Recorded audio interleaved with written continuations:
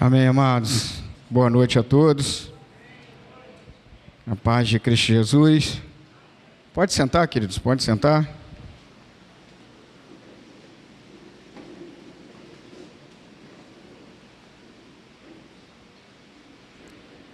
É uma honra e um privilégio poder estar aqui, né? Logo no dia dos 17, né, querido? Você falou que contou 17. Já chegou o 18 aí? Já, né? Louvado seja Deus, fora o que está lá em cima guardado ainda. Amém? Louvado seja Deus. Eu, enquanto ministrava, o pessoal ministrava o louvor, fiquei retratando a nossa história, né? Porque também faço parte dessa história. A igreja de Cabo Frio 2, migrando de Cabo Frio 1 para Cabo Frio 2, né? Crescendo. E isso vai se estender. As suas orações, você fica pensando assim, mas por que eu vou orar por alguém? Olha, querido, continue orando, porque já chegou em Iguaba, já chegou em Iguaba 2, né? A tenda vai se alargando, querido, e eu faço parte dessa história, amém? Oi?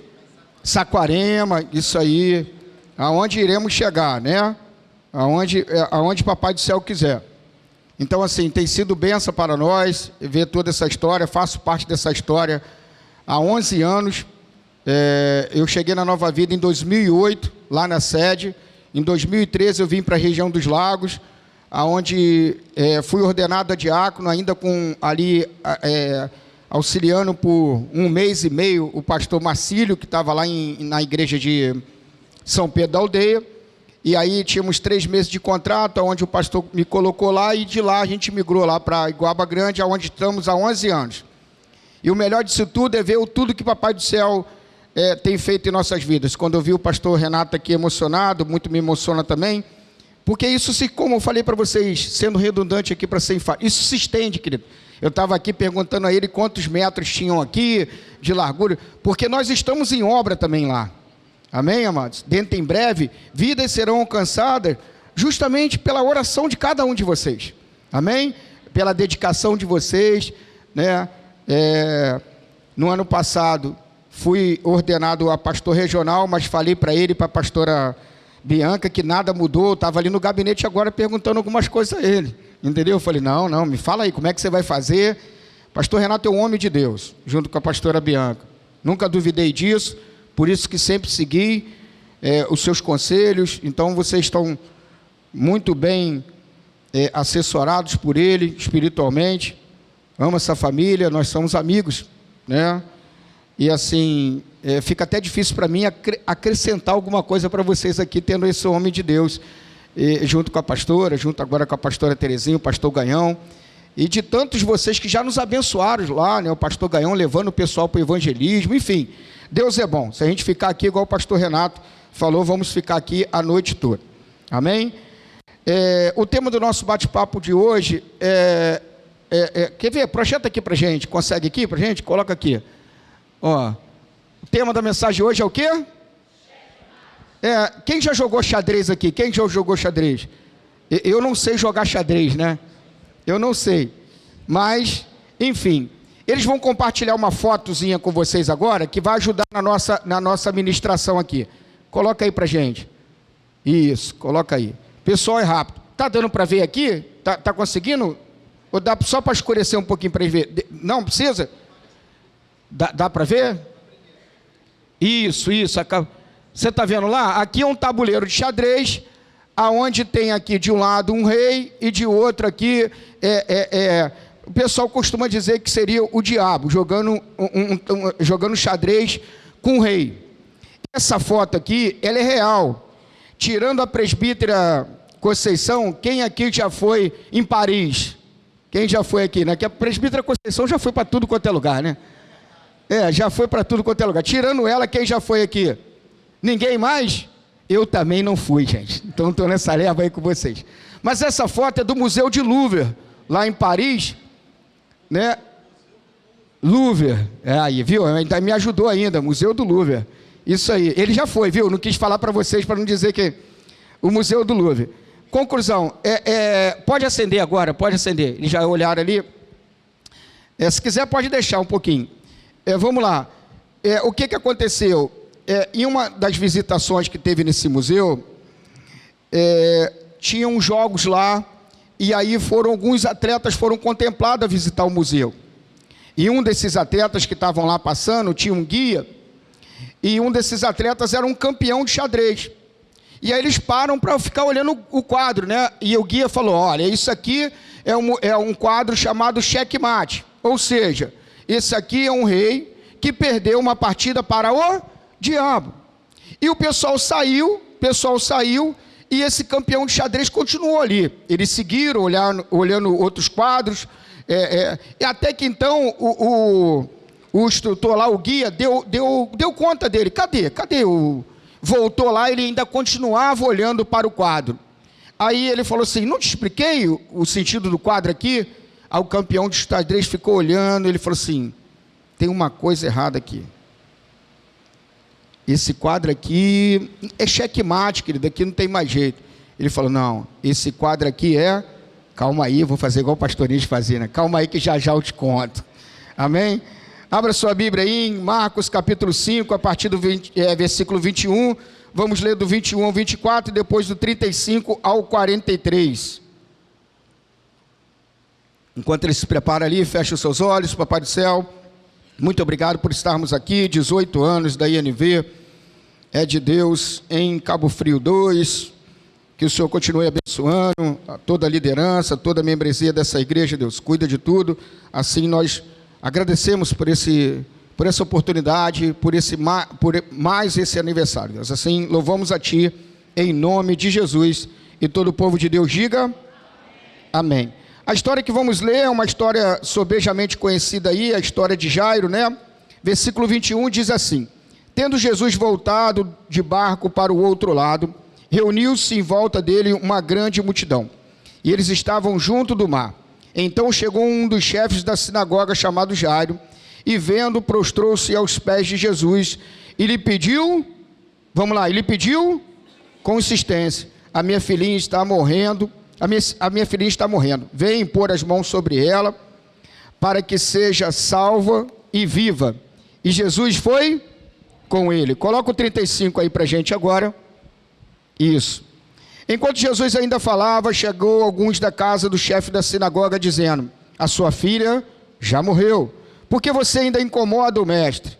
Mas Jesus, sem levar em conta tais palavras, disse ao chefe da sinagoga, não tenha medo, apenas...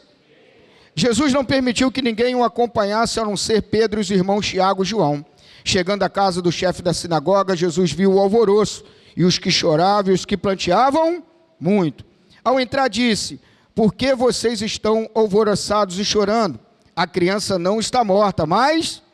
Versículo 40, leia aí comigo, e riam-se...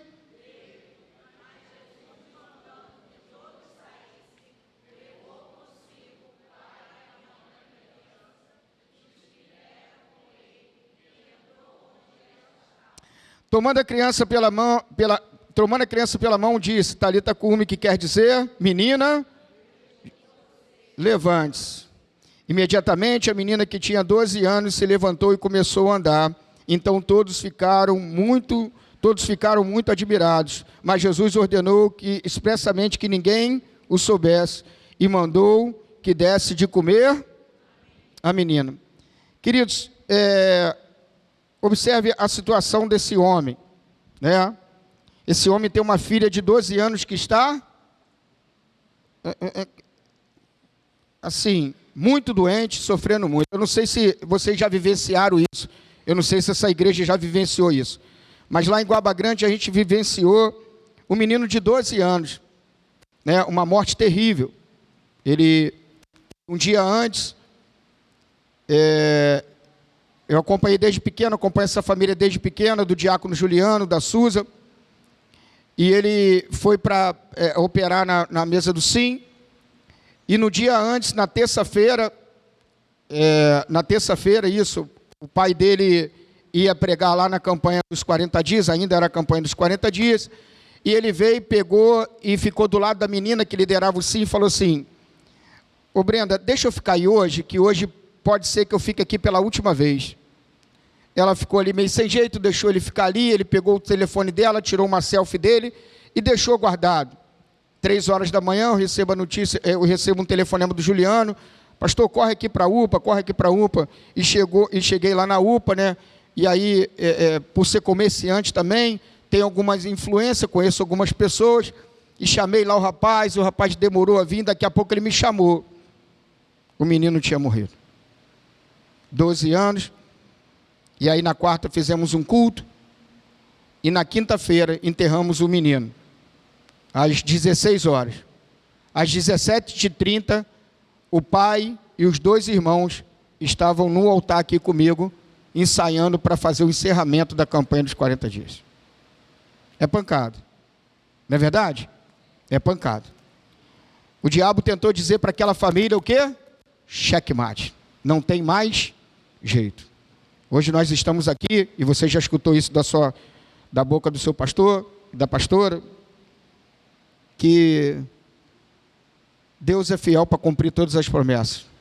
Creia somente. Amém? Jairo, querido, não necessariamente para administrar uma sinagoga precisava ser um religioso. Muitos estudiosos, muitos teólogos acreditam que Jairo não era um religioso, ou seja, até mesmo pela atitude dele. Acompanha comigo o versículo 22 e 23. Vamos lá? Aqui, ó. Então chegou um dos chefes da sinagoga chamado, e vendo, fez o quê? E pediu, ele pediu com insistência: minha filha está morrendo, vem impor as mãos sobre ela para que ela seja salva e viva. Observe que para um judeu, um religioso daquela época, essa atitude não era comum, eles jamais iriam se prostrar diante dos pés de Jesus ali. Então Jairo ali já tinha uma fé salvadora nele. Ele vê Jesus ali e fala assim: ei, essa é a solução, ele é a solução dos meus problemas. Se a gente pudesse fazer alguma aplicação agora, né? Jesus é a solução do seu problema? Então creia, querido. Há quanto tempo será que a gente não tem essa correria, né?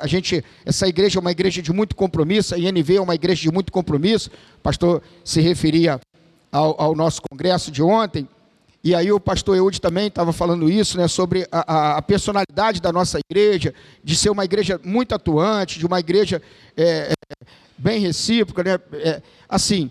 Então eu sei que tem muito trabalho aqui, mas será quanto tempo que a gente não ajoelha para orar? Há quanto tempo a gente não pede mais com insistência? A gente já achou que aquilo já... Será que já morreu? Eu não quero nem mais pedir sobre isso. Então começa aqui, gente, a trabalhar essa mensagem expositiva com vocês, que a gente vê o Jairo, um dos principais ali da sinagoga, mesmo talvez não sendo religioso, quebrando todo o orgulho, quebrando todo o protocolo. Às vezes nós temos vergonha de orar. Eu não sei se eu estava desviado nesse tempo, mas alguém aqui já pegou trem lá no Rio? Então, eu pegava de Paciência para Deodoro, né? Eu era militar nessa época, então eu corria o vagão do trem, né? Vinha o trem, né? Entrando na estação de Paciência, tu só escutava o louvor, passar um vulto, né? E eu corria até lá, até entrar lá. Aí entrava no vagão dos crentes lá, e eles cantavam, e eles davam oportunidade. Quem é desviado, levanta a mão, e eu, paradinho. Né, pelo meu orgulho, eu tinha vergonha de levantar. Falei, vou levantar a mão aqui, esse cara vai falar, meu Deus do céu, como é que vai ficar isso aqui, né? Então, assim, às vezes nós temos vergonha de dizer que, olha, deixa eu orar por você. A gente costuma muito mais falar alguma coisa para alguém, né, do que chegar e falar assim: olha, em mim não tem recurso, mas eu posso orar por você, ou orar pela sua casa. Quanto a gente, às vezes, o pastor Renato estava falando dos filhos, a gente repreende nossos filhos, e eu vim até fazendo um comentário com a minha filha: olha, precisa mudar nisso aqui, mas às vezes a gente esquece de orar, ajoelhar com a sua família, clamar insistentemente, para que Deus venha guardar, proteger. Amém, amados? Então nós vamos ver uma situação de um homem agora, fazendo o quê? Se prostrando aos pés de Jesus e orando insistentemente: eu sei que o Senhor pode curar a minha filha. Uma atitude de Fé. Eu não sei se hoje você está disposto a fazer isso, a largar o orgulho de lado e se prostrar aos pés do Senhor e falar assim: Senhor, já não tem mais jeito, mas eu sei que o Senhor pode mudar a situação. Amém, amados? Vamos prosseguir um pouquinho aqui. Versículo 35, coloca para a gente. Isso. Vocês estão me escutando bem? Que tem hora que eu não consigo me escutar bem aqui. Tá você escutando bem aí? Tá? Amém. Amém. Versículo 35 para a gente. Vamos ler junto? Lê o 35 aí para mim, por favor. Naquele dia... Não, calma aí, perdão. Eu li o 35 aqui do versículo 4. Enquanto Jesus ainda...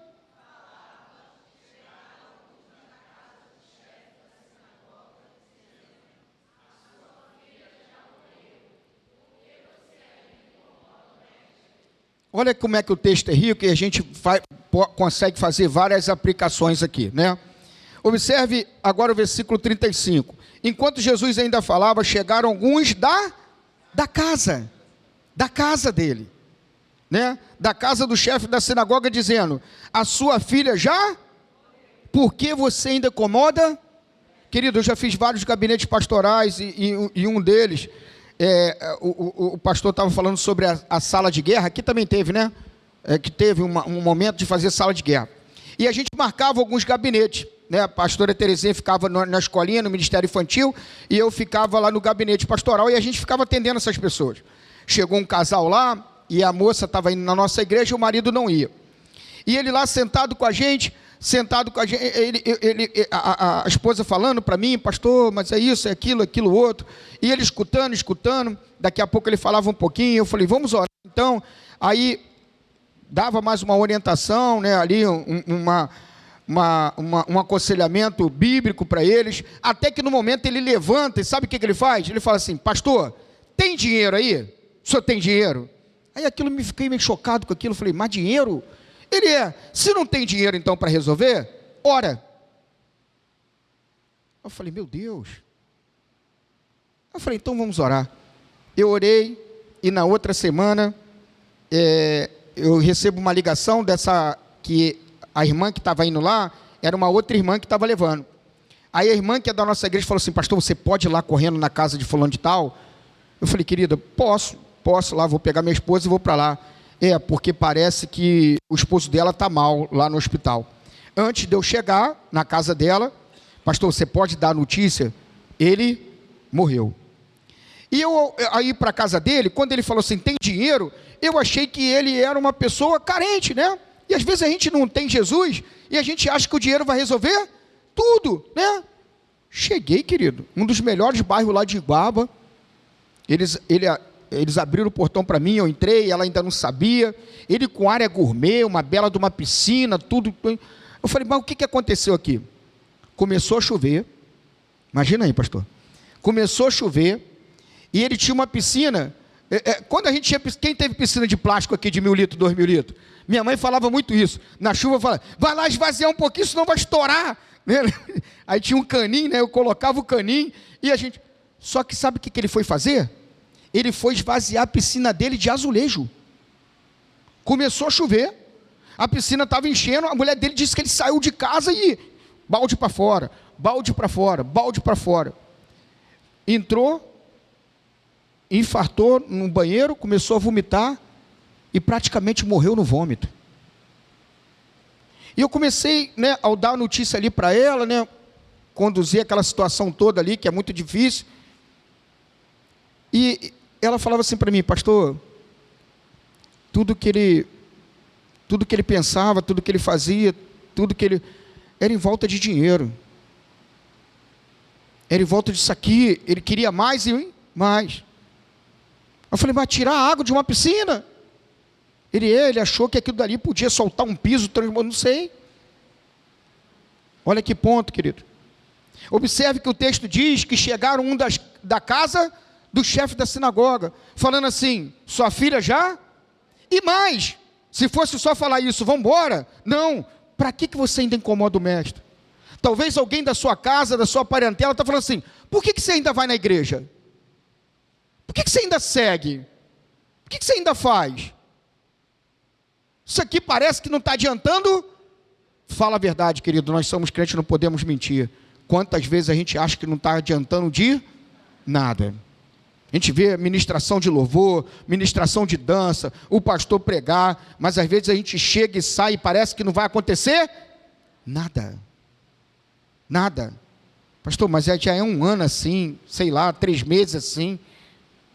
Mas olha, observe, querido. Vamos caminhar que a gente vai chegar. Observe como é que a própria pessoa da casa já começou a desacreditar. Eu não sei se é você hoje que está desacreditando. Eu não sei se é a esposa, se é o marido, se são os filhos. Mas isso tudo começa no momento que a gente começa a parar de orar. Quando a gente começa a parar de orar e parar de ter uma intimidade com Deus, a nossa igreja já não é mais a mesma. As pessoas que você via de um jeito, você já não vai mais ver. Parece que ela se transformou, mas quem está se transformando é você, querido. Mas pelo orgulho, o que a gente diz? Não, pastor Renato já não é mais o mesmo. Pastora Bianca já não é mais a mesma. Mas isso é por causa do quê? Do meu orgulho. Eu, graças a Deus, pela misericórdia de Deus, as pessoas chegam e também saem. Não é o problema de entrar e de sair. O problema é dizer que eu já não sou mais o mesmo. Não, mas o pastor Nélio mudou muito de um tempo para cá. O irmão fulano de tal, o irmão mudou muito de um lado. Os da própria casa. Eram aqueles que eram para estar junto, eram aqueles que eram para estar orando, eram aqueles que eram para estar acreditando. Está falando assim, isso aí não incomoda mais ninguém não. Está conseguindo entender, gente? Amém ou não amém? Eu já vivi um caso agora há pouco tempo, e eu não vim aqui para falar mal de ninguém, mas a pessoa saiu da igreja e no domingo ligou para outra, perguntando assim, a igreja estava cheia ou vazia? Uau! Olha como é que fica o orgulho. Eu vou sair, vai sair todo mundo comigo. Então cuidado, queridos, que às vezes a gente é da casa e a gente está desacreditado e mais, desacreditando os demais. Às vezes você acaba de uma pregação aqui, o pastor está pregando, todo mundo está pregando aqui, igual o mês de maio, agora o mês da família, né? E essa mensagem também se refere a uma mensagem de família, né? E você está ali, mas não estou vendo mudança nenhuma nisso não. Mas um congresso, mas o que significa congresso de família? Para quê? Significa tudo, querido. Basta crer. Amém? O combustível do crente é a fé. Fé. Coloca para a gente o 36, por favor. Deixa eu ler aqui junto com vocês. Vamos lá. Mas Jesus, sem levar em conta tais palavras, disse ao chefe da sinagoga. Sabe o que acontece? Você passa aqui 40 minutos, 30 minutos aqui, o pastor pregando a palavra de Deus para você. Palavra de quem? De Deus, porque a gente não tem capacidade para isso, querido. Eu não tenho poder de convencimento nenhuma.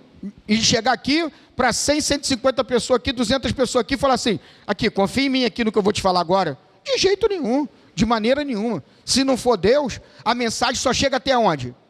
Aos teus? Quem leva para o coração é o Espírito Santo.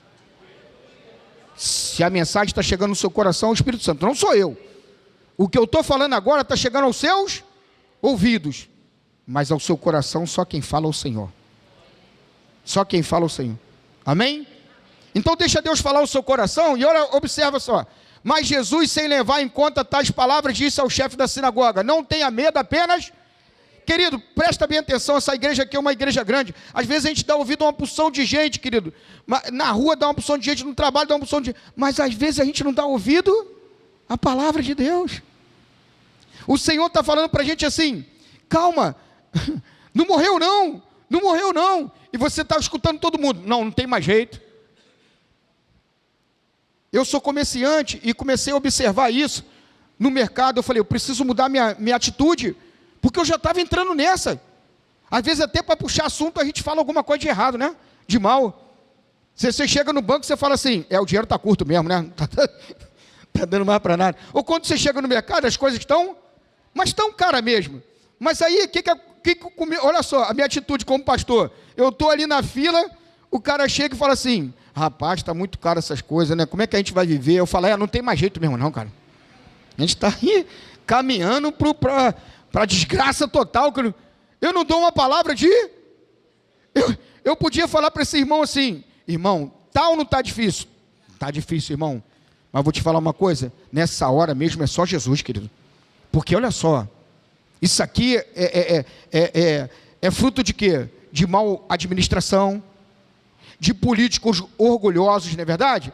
Quando um faz alguma coisa certa, o outro não quer dar continuidade, quer tirar por causa do meu orgulho. Isso aqui tem que ter o meu nome, não é verdade? E uma série de coisas, não vim aqui falar de política. Mas não é verdade? Roubo, furto, muita coisa. Muita coisa. Mas o que está saindo das nossas bocas, querido? Porque Jesus não deu nenhuma atenção a tais palavras. Jesus, graças a Deus, hein? Jesus às vezes não dá importância ao que a gente fala, querido. Que como a gente fala coisa errada, já viu isso? A gente fala assim, Jesus não está mais comigo. Quem fala? Já fala, ninguém tem coragem agora de levantar. Jesus não está me vendo. Jesus não vê isso aqui. Jesus, querido, graças a Deus não dá atenção a tais palavras. Fala para eles assim, não tenha medo, apenas crê. Hoje, querido, a palavra de Deus está dizendo para mim e para você. E olha, querido, como é que fica fácil de você saber se é verdade ou mentira? Eu não sei da sua história. Amém? Eu conheço alguns de vocês aqui, mas a grande maioria eu conheço só de vista. Então, olha só, o que Deus está falando para que, olha só, os da própria casa, lembra disso aqui, os da própria casa chegam e falam assim, já morreu, não incomoda mais, para de ficar pensando nisso aqui. E Jesus fala assim, dá ouvido a isso não. Talvez hoje é dia de você, às vezes acontece, querido, é o momento da gente só crer, porque você vai esperar alguma coisa, talvez de um marido que não é convertido, talvez de uma esposa que não é convertida, ela fala assim, isso aí não adianta então é hora de você se calar e mudar a sua atitude, ao invés de brigar, ajoelhar e pedir com insistência ao Senhor, escutar do Senhor, não tenha medo, creia somente. Passa aí para a gente, por favor, versículo 37, leia aí comigo, gente, para me ajudar. Jesus...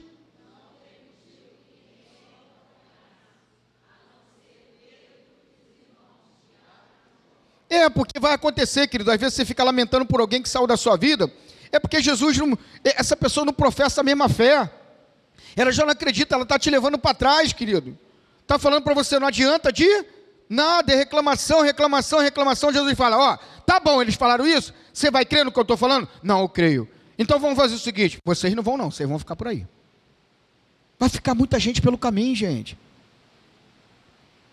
A gente fica triste, lamenta, beleza, mas vai ficar muita gente pelo caminho. O importante é você continuar caminhando e crendo em Cristo Jesus. Amém? Passa para a gente. 38. Chegando à casa do chefe da sinagoga, Jesus viu o alvoroço e os que choravam, os que pranteavam muito. Observe que olha como é que era a casa de Jairo. Um fala para ele o quê? Já morreu, uma série de coisas. Ele chega lá agora e tem um alvoroço, beleza? Claro, uma criança de 12 anos, e eles estão no alvoroço total ali, uns que choram, outros que choravam muito, mas o da própria casa está falando o quê? Ele vindo com Jesus fala o quê?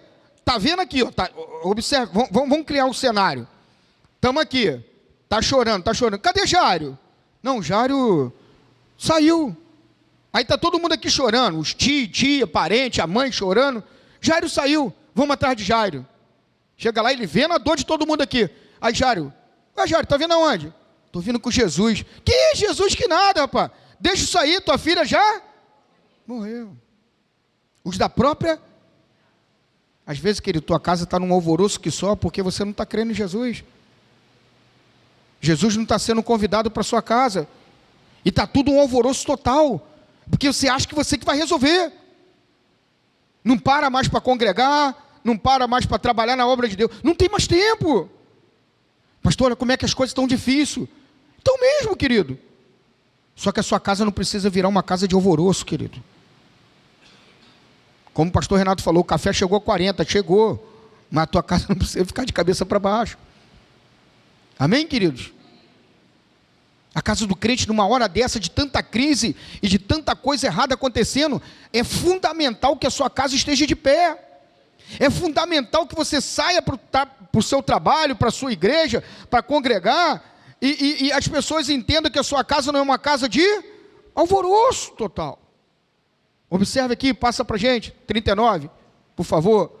Ao entrar disse, por que vocês estão alvoroçados e chorando? A criança não está morta, mas... Vale uma aplicação aqui, querido, terrível para nós. Querido, olha só, a gente vive fora do nosso tempo o tempo todo, né? Nós deveríamos viver aqui agora no presente, mas a gente vive debaixo de 3 pressões, né? A pressão do passado, a pressão do presente e a pressão do futuro. Não sei nem se eu já falei isso aqui. A pressão do passado é a depressão. A pressão do presente é o estresse. E a pressão do futuro? Ansiedade. A gente não sabe que tempo a gente está. Uma hora a gente acorda deprimido, outra hora a gente acorda estressado, chateado até com a gente mesmo. Quem fica chateado com você mesmo? Não gosta nem de você mesmo. É complicado isso aqui, né, pastor? Não gostar nem de você mesmo, né? Então assim, ou a gente está numa ansiedade total. Olha, como é que caminha? Como é que isso aqui vai acontecer? Como é que... Olha, querido, primeiro, Deus não dá atenção a tais palavras, mas também não manda você ficar andando igual um doido. E ele vai dizer o seguinte, ei, por que vocês estão nesse alvoroço? A pergunta é hoje para você, por que, sei lá, não sei se é uma dívida, não sei se é uma doença, não sei se é um problema com o seu irmão em Cristo, se é uma dificuldade no trabalho, se é uma dificuldade ministerial, se é uma dificuldade familiar, mas o que Jesus está perguntando para mim e para você hoje, por que está alvoroçado assim? Por que isso está acabando com a vida de vocês? Por quê? Porque para mim, isso não é morte. Isso para mim, isso só é um sono. Já eu posso fazer isso aqui tudo acordado. Já eu posso mudar isso tudo aqui. É só Jesus fazer o quê? Chegar na sua casa. Hoje, quando você for embora, você fala assim, Jesus, vem comigo. O culto vai continuar lá em casa. Porque às vezes você acha aqui que as coisas estão mudando aqui na igreja, o pastor está se transformando, os irmãos da igreja já não te atendem mais bem, e não acontece, é porque o culto para você termina aqui, o culto nunca pode terminar aqui, essa reunião vai terminar, amém? Daqui a pouco você vai comer o bolo, daqui a pouco você vai comemorar os 18 anos dessa igreja, mas você vai voltar para casa e vai continuar prestando culto, amanhã quando você acordar para trabalhar, amanhã quando você, sei lá o que você vai fazer, amém? O culto continua ao Senhor. O culto continua, Senhor. Então observe, querido, vamos caminhar aqui. Que ele diz o quê? A criança não está morta, mas eu vim aqui hoje te dizer tanto para mim também, quanto para você, que esse teu problema, essa dificuldade, não é para a morte, é para glorificar e exaltar o nome do Senhor. Os que são escolhidos por Jesus, né? A misericórdia do Senhor está sobre a nossa vida, a graça do Senhor está na nossa vida, e Jesus não faz nada para nos matar, querido. Jesus não pode ser tentado pelo mal, amém, querido? Ele não é um Deus igual muitos deuses aí, que ao mesmo tempo faz o bem, e se você fizer um trabalho para ele, ele também faz o mal, não. Deus é o próprio amor, querido. Vamos caminhar? Coloca aí o 40. Leia aí comigo, gente. E riam-se.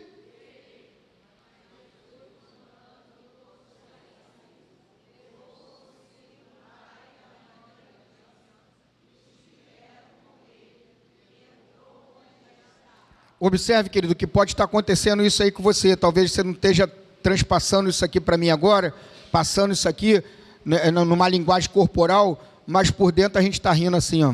Duvido que isso aconteça. Duvido que Jesus pode, duvido. Meu marido? Ninguém muda não. Minha esposa? Meus filhos? A mim mesmo? Duvido. Eles estavam o mesmo tempo. Olha só, olha que casa, hein? Tomara que não seja nossa, em nome de Jesus.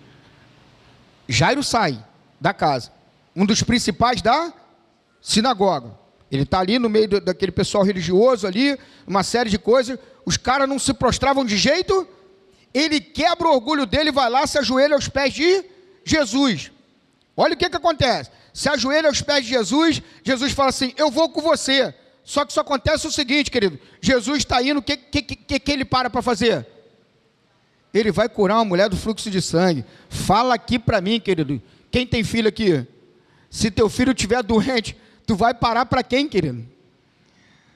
Tu vai correr para o hospital, né? Imagina a cabeça daquele cara. Não, Jesus, não dá para curar outra hora, não, querido. Minha filha está morrendo lá. Depois a gente volta aqui, sei lá, eu te trago aqui, não sei. Mas Jesus para, querido. Imagina a cabeça daquele homem. O que a gente pode pensar aqui agora? O que vale a aplicação? Se Jesus hoje parar para me curar, não está dizendo que também não vai te curar. Se Jesus fizer um milagre na vida do seu irmão, Ele vai fazer na sua vida também.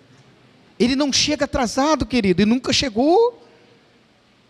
Amém? 18 anos dessa igreja, quantos milagres nós precisamos aqui? De muitos, não foi, pastor? E a gente achou que não estava no tempo certo, e sempre chegou no tempo certo, na hora certa. Na hora certa. Um parênteses aqui, o proprietário lá em Guaba é curtinho, assim estreito, esse pedaço aqui de vocês aqui, porém comprido. E lá no final tem uma salinha da escolinha e tinha uma outra salinha. E eu pedi ele assim, cara, me aluga aquele pedaço. Aí ele, R$600. Falei, cara, 600, só para mim fazer a extensão da escolinha, para dividir as classes, coisa e tal. Ele não. Passou, querido. Aí eu falei para Elisane, vamos começar a orar? Aí chamei o pessoal. Eu falei assim, rapaz, eu estou quase mexendo em algumas coisas para a gente ver se consegue um terreno para a gente construir. Aquilo ficou no coração. Aí eu falei para o obreiro que tinha lá, Fernando, vamos começar a orar por isso? Falei assim no estacionamento do supermarket, conversando com ele. Ele, pastor, vamos orar. Aí começamos a juntar. Acho que foi 2 dias ou 3 dias depois, eu recebo uma ligação dele, do proprietário. E ele não é cristão. Ele chegou assim, pastor, oi, aqui, deixa eu falar uma coisa para o senhor. Eu tive um sonho. Eu falei, rapaz, o cara vai querer que eu revele sonho agora, olha só. Aí eu falei, mas o que houve, André? Eu tive um sonho que Deus me honrava aí. Faz o seguinte, desenha a igreja que eu vou construir, pega aquele pedaço de graça lá, até eu conseguir construir. Ele está construindo, querido. Ele está construindo tudo. Construindo, está lá, cada dia ele manda a fotinha, depois se vocês quiserem, cada dia ele manda um videozinho, está batendo a laje lá agora. Chegou lá, eu nunca tinha visto isso, um caminhão inteiro só de isopor para a laje. Eu nunca tinha visto isso, um caminhão inteiro só para aquilo dali, né? Então está construindo, ele mesmo está fazendo. E no meio da obra, sabe o que aconteceu? Essa obra era para ter inaugurado em agosto do ano passado. A esposa dele morreu de câncer. Ele tem uma filha de 13 anos e começou a passar uma tormenta total. E olha só, querido, olha só, hein? O cara não é crente, sabe o que ele virou para mim? Ele falou assim, pastor, eu estou passando por umas dificuldades, mas fica tranquilo, que a obra até vai parar, mas depois eu vou retomar. O cara acreditou num sonho dele. Você parou de acreditar? Ele é um ímpio, em nome de Jesus vai se tornar um cristão, diga amém. Ore por ele, André. Aí ele perguntou assim para mim, pastor, aí ele me liga, às vezes ele está bêbado, ele me liga e fala assim, pastor, eu te amo demais, eu vou poder ir na sua igreja? Eu falei, o imóvel já é seu, querido. É só você estar junto com a gente, caminhar junto aqui. Amém? Mas ele não deixou de acreditar. A esposa dele já se foi, ele está com a filha, mas ele continua acreditando. O diácono Juliano, papai do céu recolheu o filho dele, mas está no altar e continua acreditando. E você? E você? E você? Mas no meu caso já morreu, pastor. No caso de Jairo também. A própria família está dizendo que já morreu. E você? Está rindo? Acha que não pode mais acontecer? Porque o que aconteceu ali, passa, porque a gente precisa terminar aqui por causa do nosso tempo. 41. Tomando a criança pela mão, disse, Talita cumi, que quer dizer, menina, eu digo a você. Sabe o que nos está faltando hoje, querido? Está faltando a gente se levantar, querido. E começar a acreditar no nosso sonho. Acreditar que isso não morreu. está nas mãos de Deus. O problema é que a gente acha que morre porque está nas nossas mãos. Se você tirar das suas mãos hoje, tirar das suas mãos e colocar nas mãos de Deus, tudo vai se resolver. Da forma de Deus, amém? Quando o pastor Renato começou aqui, eu gosto muito de escutar as palavras. Ele falou de uma igreja cristocêntrica. Por isso que chegou aqui, querido. Porque se fosse pela ideia dele, se a gente não fosse cristocêntrico, o pastor presidente não fosse, quem vinha aqui não fosse, isso aqui se sustenta como, querido? Ah, pastor, mas tem igreja aí que... Mas, querido, não estou falando de outra igreja, estou falando daqui. Amém? Então, às vezes, você acredita muito no seu ministério, mas não acredita na sua família. Acredita muito na sua família, mas não acredita no seu ministério. Acredita muito nos seus dons e talentos, mas deixa de acreditar em Deus. Eu quero te dizer que a vida com Deus ela é completa. Os atributos de Deus não se sobrepõem. Deus é amor, é justiça. Amém? É os atributos de Deus. Então, se Ele prometeu, Ele vai cumprir, querido. E melhor ainda, do jeito dele e da forma dele. Para terminar, querido, você lembra lá da historinha? Aí ele vai tirar todo mundo da casa, observe bem, ele tira todo mundo da casa e faz com que a menina se levante. Fala para ninguém isso não, dá comida a ela aí, segue a vida de vocês. Amém?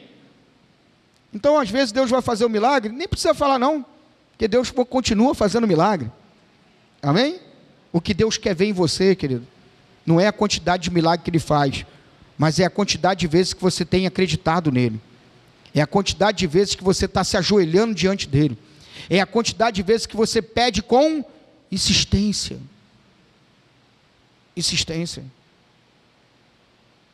Esse dia eu estava cobrando de mim mesmo e reclamei isso com o Elisângela e falei, meu Deus, que miserável que eu sou, cara. Eu fiz uma oração de manhã, só lembrei de mim, das minhas coisas.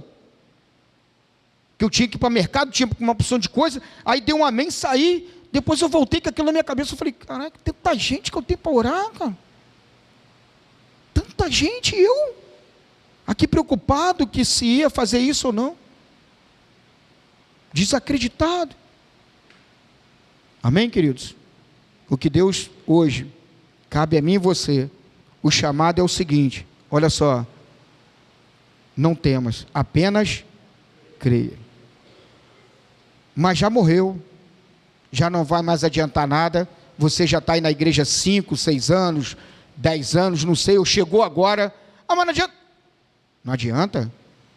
Não adianta se você for a pessoa que vai fazer, mas se for Deus, adianta tudo. Muda tudo. Muda tudo. Amém? Muda tudo, porque Ele pega uma pessoa totalmente improvável, totalmente desacreditado, e Ele torna essa pessoa, e coloca essa pessoa num lugar de honra, e aí muda toda a história dessa pessoa. Não é assim que Ele tem feito com a gente? Porque eu era um improvável, e estou aqui falando para você, amém? Compartilhando da mesma fé, porque também penso que às vezes está tudo morrendo, mas não, Deus faz a gente lembrar que é hora de crer somente. Essa igreja está chegando à maior idade agora, né? Muitos de vocês vão precisar amadurecer agora, porque a gente está chegando um tempo seleto, está separando os meninos dos homens, e as meninas das mulheres, porque vai chegar gente aqui sedento da palavra de Deus, e qual será o seu testemunho? Qual será o seu testemunho? Quando a pessoa chegar aqui falando assim, mas minha família está arrebentada, a minha também, está tudo, é um alvoroço que só, lá em casa também mesmo, não mudou nada, querido, não muda nada da sua casa, não muda nada, querido, não, você pode falar assim, a minha casa era uma casa, tinha um alvoroço lá, mas Jesus chegou,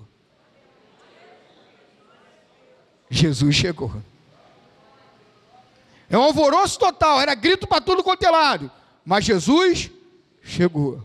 Era todo mundo que ninguém acreditava em nada, que não ia acontecer mais nada, mas Jesus chegou. Jesus chegou, querido, e mudou tudo. Amém? E lembra da historinha Bota o quadro lá de novo para mim, fazendo um favor, gente. Historinha, já tinha até esquecido da historinha, não já? Esqueceu não? Olha lá, o quadro lá tá o demônio de um lado, como se fosse o diabo, e o rei do outro. E eles ali falando o quê? Checkmate. Aí lembra lá? Um campeão de xadrez ele ficou. Todo mundo acreditou naquele guia. Não, tá vendo? Olha só, o diabo vence mesmo.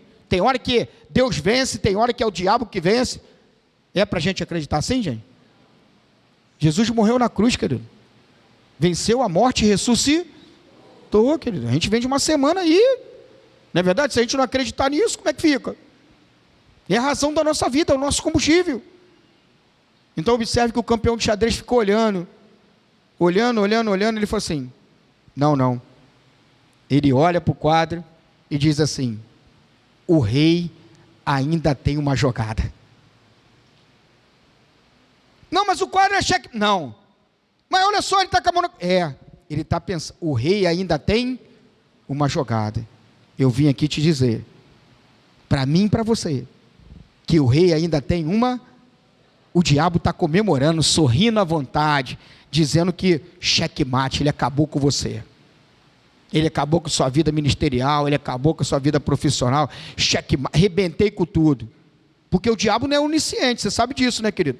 Onisciente só Jesus, não é verdade? Então o diabo acha que te derrotou. Como é que o diabo achou diante do plano perfeito de Deus? Olha lá, deu tudo certo para mim. Ele vai ser frustrado, não é verdade? Jesus vai ressuscitar o terceiro dia. E ele vê a tremenda frustração. E assim tem que ser na sua vida também, querido. Amém? O rei ainda tem uma jogada. E qual é a jogada da nossa vida? Jesus chegou. Saia daqui hoje. Coma bolo, toma refrigerante, faz o que quer. Mas leve Jesus com você. Jesus, vamos lá em casa hoje. Está rolando um alvoroço lá. Vamos lá, Jesus. E Jesus vai chegar na sua casa. E vai resolver. Peça consistência. Dobre os seus joelhos e ore. Que Deus abençoe sua casa, sua vida e sua família.